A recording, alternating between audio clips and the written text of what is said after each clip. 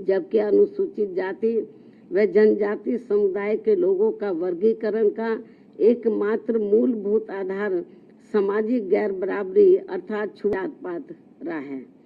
ऐतिहासिक तौर पर सामाजिक गैर बराबरी की वजह से ही आरक्षण दिया गया है, तो ऐसे में जाति के आधार पर प्रताड़ना झेलने वाले समुदाय के बीच आरक्षण का बंटवारा करना ये पूर्ण रूप से अनुचित, असंवैधानिक व गलत है, क्योंकि दलितों व आदिवासियों के लिए आरक्षण का उद्देश्य जात पात व छुआछूत की बुराइयों को दूर करना था।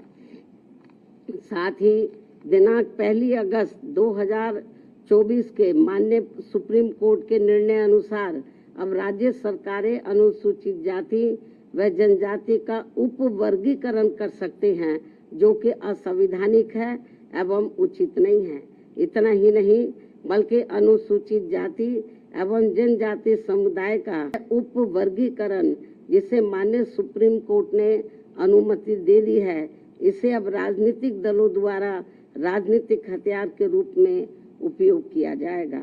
जहां एक तरफ राजनीतिक दल अपने राजनीतिक उद्देश्यों को पूरा करने के लिए कुछ अनुसूचित जाति व जनजाति वर्गों को हाशिए पर धकेल देंगे और उनके लिए पक्षपात का माहौल बनाकर अपना उद्देश्य पूरा करेंगे, तो वहीं दूसरी तरफ अनुसूचित जाति एवं जनजाति के इस उप वर्गीकरण के कारण काफी पद रिक्त रह जाएंगे और आगे चलकर फिर उन पदों के अनारक्षित श्रेणी में तब्दीली हो जाने की प्रबल संभावनाएं होंगी। अतः जिस मुख्य उद्देश्य के लिए परम पूज्य बाबा साहब डॉक्टर भीमराव अंबेडकर ने संविधान के तहत अनुसूचित जाति एवं जनजाति वर्ग को आरक्षण दिया था, उसे अब एक प्रकार से प्रभावहीन बना दिया जाएगा, अर्थात खत्म कर दिया जाएगा।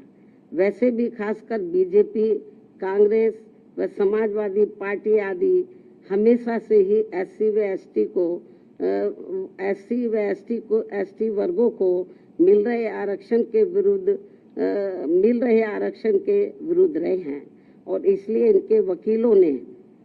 उप वर्गीकरण की काफी जोरदारी से कोर्ट के सामने अपनी दलीलें भी रखी हैं और इसे खत्म करने की सिफारिश में ये पार्टियां हमेशा प्रयासरत रहती हैं। समाजवादी पार्टी ने तो संसद के भीतर ही पदोन्नति में आरक्षण संबंधी बिल को ही बीजेपी और कांग्रेस की मिली भगत से फाड़ दिया था, जिसे आज तक केंद्र सरकार संसद में दोबारा नहीं ला सकी है, जिसकी वजह से माननीय सुप्रीम कोर्ट के नागराज के निर्णय एससी व एसटी कर्मचारियों को पदोन्नति में आरक्षण संबंधी लाभ से वंचित रहना पड़ रहा है तथा अब इसी प्रकार से इस नए निर्णय दिनांक 1 अगस्त 2024 के तहत अंत में हमेशा के लिए ही इन वर्गों को आरक्षण से वंचित होगा और इससे फिर बीजेपी, कांग्रेस व समाजवादी पार्टी आदि को आरक्षण खत्म करने के लिए इन्हें संविधान बदलने की भी जरूरत नहीं पड़ेगी। और यही कारण है कि इन पार्टियों ने केंद्र सरकार व राज्य सरकारों की तरफ से उचित पैरवी भी नहीं की है और काफी कुछ उप वर्गीकरण के पक्ष में दलीलें रखी हैं, जिससे कि मौजूदा चल रहे आरक्षण के विरुद्ध निर्णय आए और एनडीए व इंडिया अलायंस की सभी पार्टियों की नीयत ठीक होती और वो एससी व एसटी को मिल रहे आरक्षण में छेड़छाड़ आदि करके उसे खत्म नहीं करना चाहते, तो फिर मेरी इन सभी पार्टियों से ये अपील है कि ये सभी पार्टियां इस विषय पर, इस मुद्दे पर देश के समूचे एससी व एसटी समाज के समक्ष अपने स्पष्ट करें और इसी चल रहे संसद सत्र में संविधान में उचित संशोधन लाकर ये स्पष्ट करें कि अनुच्छेद 341 व 342 के तहत माननीय राष्ट्रपति द्वारा घोषित एससी व एसटी जातियों के संबंध में भविष्य में किसी भी प्रकार की छेड़छाड़ व उप वर्गीकरण करने का अधिकार किसी को भी नहीं होगा तथा इन सभी जातियों को आरक्षण प्राप्त होने के लिए एक समूह के रूप में ही देखा जाएगा। ये इनको संशोधन संविधान में उचित संशोधन विधेयक इनको लाना चाहिए और ये सब लाकर इनको संविधान की में इसको शामिल करना चाहिए, ताकि फिर भविष्य में कभी भी जो SC/ST का आरक्षण है उसके साथ किसी भी प्रकार का कोई छेड़छाड़ आदि ना हो सके। हालांकि ये नौबत नहीं आती यदि इसको बहुत पहले ही संसद द्वारा संविधान की 9वीं सूची में डाल दिया जाता। हमारी पार्टी ने लोकसभा के अंदर भी और राज्यसभा में भी इस मामले को अनेकों बार उठाया है, लेकिन इसको टाल दिया गया, क्योंकि जब बीजेपी पावर में रहती है वो भी इसको टाल मटोल करती है इस मामले को, कांग्रेस पावर में रहती है तो वो भी इस मामले को टाल मोल कर देती है। इससे स्पष्ट है कि चाहे कांग्रेस हो, बीजेपी हो या अन्य पार्टियां हो, उनकी वीकर सेक्शन के मामले में, खासकर दलितों व आदिवासियों के मामले में अभी इनकी जातिवादी सोच बदली नहीं है। मुझे नहीं लगता है कि ऐसा कुछ ये पार्टियां कर पाएंगी। इसके साथ साथ मेरी इस देश के सभी अनुसूचित जाति व अनुसूचित जनजाति वर्गों के लोगों से ये खास अपील भी है कि इस समय इस निर्णय से उत्पन्न स्थिति को अपने व अपने बच्चों के भविष्य तथा अपने संवैधानिक अधिकारों को नुकसान होने से बचाने के उद्देश्य से तथा बाबा साहब डॉक्टर भीमराव अम्बेडकर के द्वारा अपने अथक प्रयासों से इन वर्गों को जो संवैधानिक अधिकार दिलाए गए हैं, तो उन्हें खत्म होने से बचाने के लिए इस स्थिति को अपने लिए एक आपातकालीन की स्थिति समझते हुए इन्हें एकजुट होना पड़ेगा तथा मात्र अपने अपने राजनीतिक स्वार्थ व दबाव से प्रेरित न होकर यहाँ सभी राजनीतिक पार्टियों के ऊपर दबाव डालकर उचित संवैधानिक संशोधन लाने के लिए मजबूर करना पड़ेगा। इस खास अपील के साथ ही अब मैं माननीय सुप्रीम कोर्ट से भी ये पुरजोर अपील करती हूँ कि वह देश में SC व ST वर्गों के हितों में अपने 1 अगस्त व सन 2024 के दिए गए फैसले पर खुद ही पुनर्विचार करके इसमें मेरी इन सब बातों को खास ध्यान में रखते हुए जरूरी बदलाव लाए, तब्दीली लाए, वरना इन वर्गों में से आरक्षण के पात्र लोगों को बड़ा भारी नुकसान हो जाएगा। इस खास अपील के साथ ही अब मैं अपनी बात यही समाप्त करती हूँ। धन्यवाद। जय भीम व जय भारत।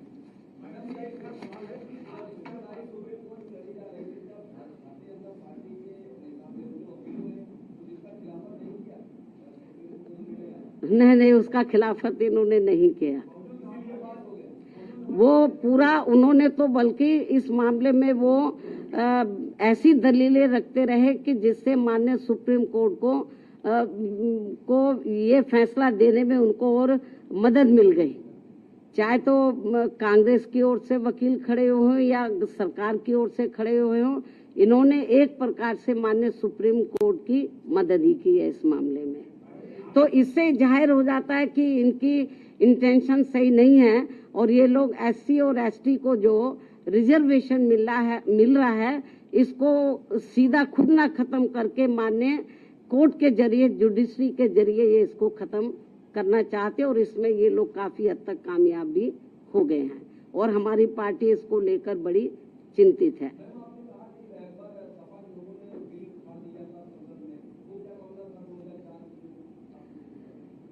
जो SC ST का पदोन्नति में जो आरक्षण का मामला था तो वो लगभग खत्म सा हो गया था। उसको प्रभावी बनाने के लिए हमारी पार्टी ने उस समय सेंटर में कांग्रेस की सरकार थी, उनके ऊपर दबाव बनाया कि आप इसमें संशोधन विधेयक लाइए और पदोन्नति में आरक्षण को पुनः प्रभावशाली बनाया जाए। जब ये बिल लाया गया तो कांग्रेस नहीं चाहती थी कि SC ST वर्गों के कर्मचारियों को पदोन्नति में आरक्षण का लाभ मिले। तो कांग्रेस उस समय पावर में थी, तो कांग्रेस और बीजेपी खुद ना आगे आकर उन्होंने समाजवादी पार्टी के जो सांसद हैं उनको आगे किया और उनकी मिली भगत से उन्होंने इस बिल को फाड़ा और इस बिल को पास नहीं होने दिया और अभी तक ये बिल पास नहीं हुआ है।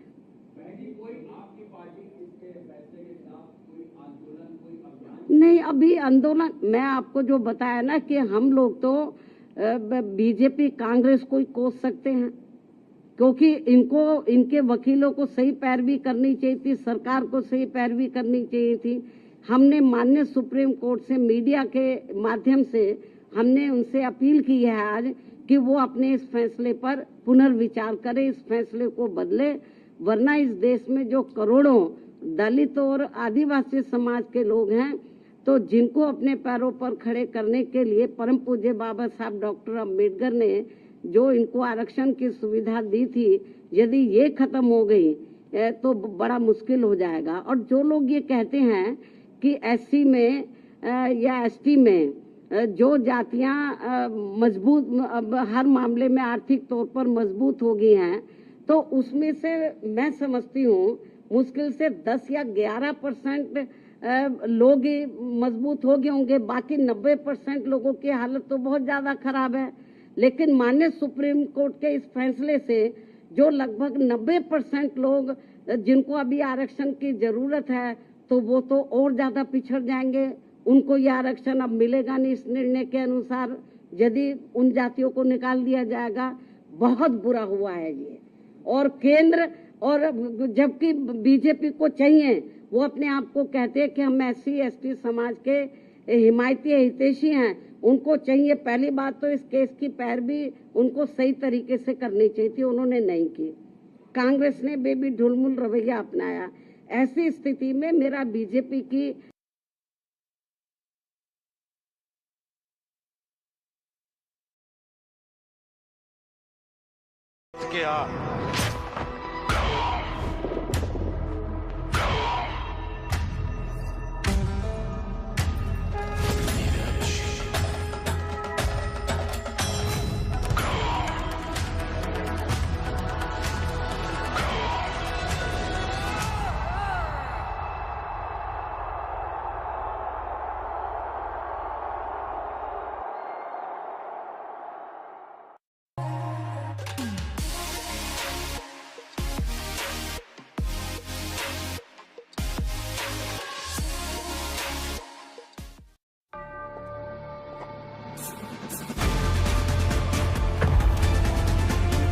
Unleash freshness. Wild Stone Code Body Perfumes. जो 9-10% जो जाटव या इससे मिलती जुलती जातियों की स्थिति, आर्थिक स्थिति सुधर भी गई है, लेकिन समाज में तो आज भी जातिवादी लोग उनको पुराने नजरिए से देखते हैं, जात पात तरीके से देखते हैं। इसलिए अभी इन सबको रिजर्वेशन की बहुत ज्यादा सख्त जरूरत है। नहीं, अभी ये तो माननीय सुप्रीम कोर्ट को बताना चाहिए था ना, हम लोग तो नहीं करेंगे। सुप्रीम कोर्ट ने कोई इसका पैमाना अभी तय किया नहीं है। बहुत ढुलमुल ये जजमेंट है और इस तरीके से इसकी आड़ में राज्य सरकारें जो एससी एसटी को अभी तक रिजर्वेशन मिल रहा है, इसको बिल्कुल निष्प्रभावी बना देंगी, ना के बराबर इसको कर देंगी, लोगों को कोई इसका लाभ नहीं मिलेगा। नहीं, हमारे को तो उन्होंने कब बुलाया ही नहीं, जबकि हमारी पार्टी इनके लिए लड़ाई लड़ती रही है। हमको भी बुलाते तो हमारी ओर से वकील जरूर जाता।